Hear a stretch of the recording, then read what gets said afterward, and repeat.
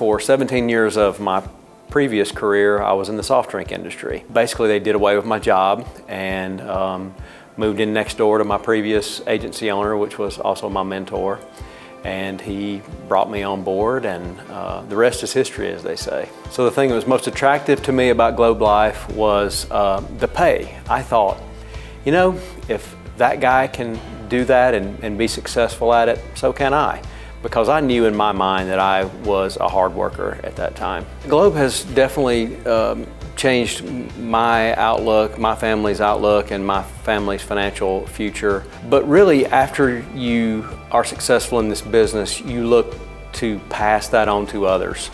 So as we go along our path in life, we find success in helping others be successful. The kind of knowledge needed to be successful in our business is follow our systems. So the systems are in place to help you. A lot of these systems were not in place when I started, and we've honed those systems and made those systems better.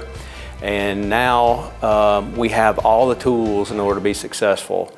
If you use these tools, you will be successful in our business.